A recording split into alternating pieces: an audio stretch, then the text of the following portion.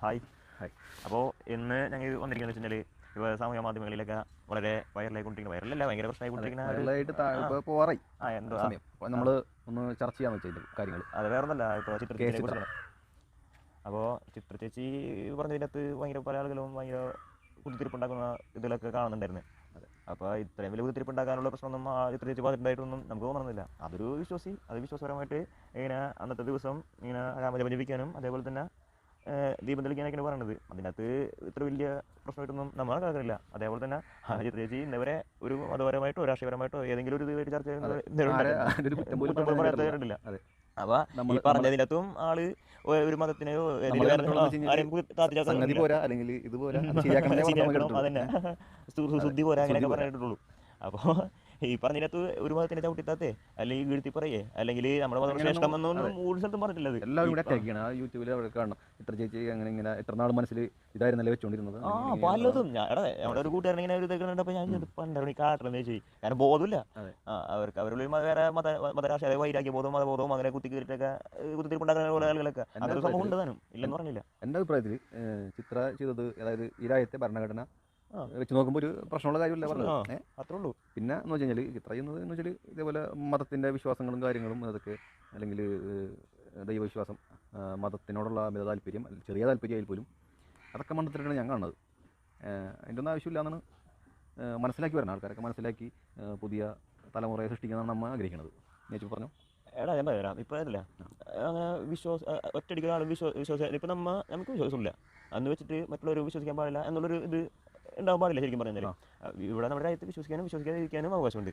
അപ്പോൾ അതൊരു വിശ്വാസി, അതായത് വിശ്വാസപരമായിട്ടുള്ള രീതിയിൽ അത് പറഞ്ഞ് അതിനകത്ത് വലിയ തെറ്റായിട്ട് തോന്നിയിട്ടില്ല. കാരണം കോടതിയുടെ അനുവദിച്ച സംഭവം കൂടിയാണ്, കോടതി വിധിയോട് വന്നിട്ടുള്ള കേസ് കൂടിയാണ് ഈ ക്ഷേത്ര ഇതിൻ്റെ. അപ്പോൾ അതിനകത്ത് ഇത്ര വലിയ കുത്തിരിപ്പുണ്ടാക്കുന്ന സംഭവം ഉണ്ടാക്കേണ്ട കേസൊന്നും ഇല്ലതല്ല. പക്ഷേ അന്ന് അങ്ങനെ കുത്തിരിപ്പ് ഉണ്ടാക്കിയാലേ പല രാഷ്ട്രീയ പാർട്ടികൾക്കും അതേപോലെ തന്നെ പല ആളുകൾക്കൊക്കെ ഇവിടെ ഒരു നേട്ടം ഉണ്ടാവുള്ളൂ. അതുകൊണ്ടാണ് വേറെ ഒന്നും നടപടി ആവില്ല.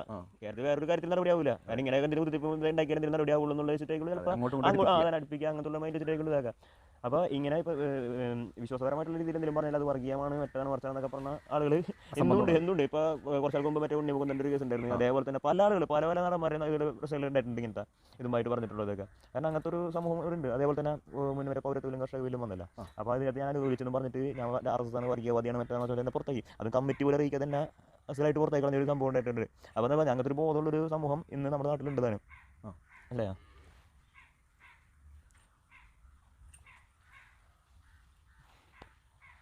അപ്പോൾ എന്നെങ്കിലും ഈ പറഞ്ഞ ആളുകൾക്കൊക്കെ ഒരു ബോധം പരിഹരിക്കുക. അന്ന് ഈ പറഞ്ഞ മതവും ഒന്നും ഇല്ലാത്തൊരു സമൂഹം ഉയർന്നു വരികയാണ്. ചിലപ്പോൾ അങ്ങനെ ഉണ്ടാകുക. അല്ലെങ്കിൽ ഇങ്ങനെ തന്നെ ആയിട്ടൊക്കെ നമ്മുടെ സമൂഹത്തിൽ ഇപ്പോൾ ആവശ്യമില്ല. അതുകൊണ്ടാണ് ഇതേപോലത്തെ അടികളും തമ്മിൽ ഒരിക്കലും ചേരാത്തതായിട്ടുള്ള കാര്യങ്ങൾ ഇപ്പോൾ നടന്നുകൊണ്ടിരിക്കുന്നത്. മതം ഉള്ളതുകൊണ്ടാണ്. അതെ, നല്ല രീതിയിൽ വിശ്വസിച്ച് പോട്ടെ, അത് വലിയ പ്രശ്നം ഉണ്ടാക്കേണ്ട ഇതൊന്നുമില്ല. പക്ഷേ ഇത് അങ്ങനത്തെ അല്ല കൂടുതൽ ആളുകൾ ഉള്ളത് തന്നെ. അതെ, അതുകൊണ്ടാണ് കുറ്റം പറയണമെന്ന് വെച്ച് കഴിഞ്ഞാൽ അതല്ല, അവരൊക്കെ അടിമപ്പെട്ട് പോയി, അവരൊക്കെ പുറത്തു വരണം. എന്തെങ്കിലും മാറിയിരിക്കാം, എന്തെങ്കിലും സമൂഹം ഒരു എല്ലാ ബോധം വന്ന് സെറ്റാവായിരിക്കാം എന്ന് പ്രതീക്ഷിക്കാം. അപ്പോൾ ഞങ്ങളുടെ അഭിപ്രായം ഇത് മാത്രമേ ഉള്ളൂ, വേറെ ഇതൊന്നുമില്ല. പിന്നെ ഞാൻ ഇതേപോലെ തന്നെ മറ്റേ സുരേഷ് ഗോപിയുടെ മകളുടെ കല്യാണത്തിന് ഒരു വിഷയം ഉണ്ടായിരുന്നു. മമ്മൂട്ടിനെ ചെക്ക് ചെയ്ത് മോഹൻലാലിനെ ചെക്ക് ചെയ്തില്ല ഒരു പുതിയ പരിപാടി. എൻ്റെ പൊന്നി, അത് ചിലപ്പോൾ ഉണ്ടല്ല ഈ ഒരു ഷോട്ട് കാണുമ്പോൾ ബോധമില്ലാത്ത കുറച്ച് ആളുകളുണ്ടാവും. ചിലപ്പോൾ അവർ വിശ്വസിക്കും ചിലപ്പോൾ ഇങ്ങനെയാണല്ലോ, അപ്പോൾ അങ്ങനെയാണല്ലേ സംഭവം എന്നൊക്കെ ഒരു ഇത് ആളുകളുണ്ട്. പക്ഷേ യഥാർത്ഥമായിട്ടുള്ളൊരു ആ വീഡിയോയിൽ മൊത്തത്തിൽ കാണിക്കുന്നുണ്ട്. കാരണം ഈ പ്രധാനമന്ത്രി പറഞ്ഞതിൻ്റെ സുരക്ഷയാണ് കാണിക്കുന്നത്. ഈ കല്യാണം വിളിച്ച ആൾ, അതായത് സുരേഷ് ഗോപിനെ ചെക്ക് ചെയ്യുന്നുണ്ട്. അതേപോലെ പല നടന്മാരും അവർ ചെക്ക് ചെയ്തിട്ടാണ് വിടുന്നത്. പിന്നെ ചിലപ്പോൾ എനിക്ക് തോന്നുന്നു പറഞ്ഞേ, എനിക്ക് തോന്നുന്നു ചിലപ്പോൾ മോഹൻലാൽ ഇതാക്കി ചിലപ്പോൾ കേരളമായിട്ടായിരിക്കാം, ചിലപ്പോൾ അതായിരിക്കാം, ചിലപ്പോൾ വേറെ എന്തെങ്കിലും ആയിരിക്കും, എനിക്കൊന്നും അറിയില്ല. ഞാൻ എൻ്റെ ഇത് വെച്ചിട്ട് പറഞ്ഞോളൂ അത്. അപ്പോൾ അങ്ങനത്തെ ഒരു സംഭവം കൂടി ഉണ്ട്. ഇപ്പോൾ മനസ്സിലായോ? ഇപ്പോൾ നമ്മൾ ചോദ്യം ചെയ്ത് കഴിഞ്ഞാൽ അവർക്ക് ഉത്തരം കിട്ടില്ലെങ്കിൽ അവർ കിടന്നിട്ട് പല രീതിയിലും അവർ ആക്ഷേപിക്കുക, അവരെ മതം വെച്ച് ആക്ഷേപിക്കുക, രാഷ്ട്രീയം വെച്ച് ആക്ഷേപിക്കുക. ചിലപ്പോൾ ഒന്നുമില്ലെങ്കിൽ കൂടി എന്തൊക്കെ ഇട്ട് കാണിക്കാൻ പറ്റും അതൊക്കെ ഇട്ട് കാണിക്കുക. അപ്പോൾ പരമാവധി ആളുകൾ ബോധവാനാവും, എന്തെങ്കിലും ആയിരിക്കുള്ളൂ അല്ലേ, എന്തെങ്കിലും വന്നോളും. അതിന് എന്തെങ്കിലുമൊക്കെ ഒരു ഇത് വരുമ്പോഴേക്കുള്ളൂ അറിയാം. നമ്മൾ വലിയ ബുദ്ധിയൊന്നും വേണ്ട അല്ലേ, അതന്നെ മനസ്സിലാക്കിയാൽ മതി, സമാധാനം ചിന്തിച്ചു മതി. പിന്നെന്ന് വെച്ചാൽ വേറെ കാര്യം, ഒറ്റപ്പെട്ട വല്ല എന്തെങ്കിലും ഇതേപോലത്തെ സംഭവം ഉണ്ടെങ്കിൽ കൂടി, അതായത് ഇതേപോലത്തെ വല്ല വർഗീയപരമായിട്ടുള്ള വല്ല സംഭവം ഉണ്ടെങ്കിൽ കൂടി അതിനൊക്കെ കൂടി ഇപ്പുറത്തുനിന്നൊക്കെ കൂടി എല്ലാം കൂടി അതിനെ കുട്ടി ആഘോഷിച്ച് തമ്മിലടിക്കണം. ഇവിടെ തമ്മിലടിപ്പിക്കലുണ്ടെങ്കിൽ ഇതൊക്കെ ആളുകളെ തമ്മിലടിപ്പിക്കുക, നമ്മളെല്ലാവരും ഒന്നാണെന്നുള്ളൊരു മൈൻഡ് വെച്ചാൽ മതി. അതില്ല, ഇവിടെ അവരെ നിലനിൽപ്പിനും രാഷ്ട്രീയ മതത്തിനും വേണ്ടിയിട്ട് കിടന്ന് ഇതായിക്കൊണ്ടിരിക്കും. കേരളം അങ്ങനെ പോയിട്ടുണ്ട്. ഇനി എന്തെങ്കിലും രക്ഷപ്പെടുകയും ഇപ്പൊ മറ്റേ ഇപ്പൊ പണ്ട് കാശ്മീരിന്റെ അവസ്ഥ എന്തായിരുന്നു? ഇന്നത്തെ കാശ്മീരിൻ്റെ അവസ്ഥ എന്താണ് അതുകൂടെ ആലോചിക്കുക. അതേപോലെ എന്തെങ്കിലുമൊക്കെ വന്നോളൂടെ. അതെ അതെ. ആ ആ അപ്പോൾ ഞങ്ങളുടെ അപ്പോൾ അഭിപ്രായങ്ങളൊക്കെ എങ്ങനെയാണ്?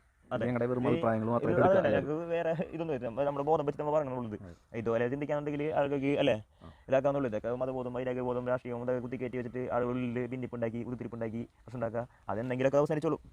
എന്തെങ്കിലും ഒരു പ്രശ്നം വരുമ്പോൾ അതാണ് പറഞ്ഞത്. പണ്ട് കാശ്മീരിൽ ഭയങ്കര രീതിയിൽ ഒരു എണ്ണത്തിന് ജീവിക്കാൻ പറ്റാത്ത അവസ്ഥയായിരുന്നു. പക്ഷേ ഇന്ന് അങ്ങനെയാണോ? ഇന്ന് അവിടെ ആഘോഷങ്ങളാണ്. മറ്റേ ന്യൂ ഇയർ പാർട്ടിയൊക്കെ അവിടെ പെസഹ പരിപാടി നടന്നിരുന്നത്.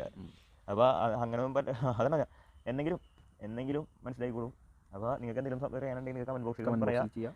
ചർച്ചപരമായിട്ട് സംസാരിക്കുക. അതല്ലേ തെരുവ് വിളിക്കുന്നത് അത് വെച്ചിട്ട് ആരും എന്തെങ്കിലും നൽകി വിളിക്കാന്നുള്ളൊരു ഇത് എന്താണെന്ന് വെച്ച് കഴിഞ്ഞാൽ തെറ്റാണത്. അത് കറക്റ്റായിട്ടുള്ള രീതിയിൽ ഇതാക്കുക. അത് നിങ്ങളുടെ അഭിപ്രായം ഇതാക്കുക. അതല്ല നമ്മളെല്ലാവരും ഒന്ന് തന്നെയാണ്. അതിനകത്തൊരു തർക്കമില്ല. പക്ഷേ ഇതിനകത്ത് ഓരോ മതവും രാഷ്ട്രീയവും എന്തെങ്കിലും വരും എന്തെങ്കിലും മനസ്സിലാവും. അതന്നെ അതോടാണ് ഈ പറഞ്ഞ ഈ ഇത്രയ്ക്കൊക്കെ ഇങ്ങനെ അനുഭവിക്കേണ്ട അവസ്ഥ വരുന്നതൊക്കെ. അപ്പോൾ എന്തെങ്കിലും ആളുകൾക്ക് മനസ്സിലാവാം അവരിക്കട്ടെ ഒന്നും അല്ലേ വേറെ ഇതിലേക്ക് വലിയൊരു നാശത്തിലേക്ക് പോകാതിരിക്കട്ടെ. അപ്പോൾ ഞങ്ങളിത് ഇവിടെ അവസാനിപ്പിക്കണം. നിങ്ങൾക്ക് എന്തെങ്കിലും പറയാനുണ്ടെങ്കിൽ നിങ്ങൾക്ക് കമൻറ്റുമായിട്ട് ബന്ധപ്പെടാം. ഇനി അതാക്കാൻ പറ്റി ഇനി അടുത്ത വീഡിയോ ആയിട്ട് കാത്തിരിക്കുക. അതന്നെ അടുത്ത വീഡിയോ ആയിട്ട് കാത്തിരിക്കുക. അപ്പോൾ ബൈ ബൈ. Thank you.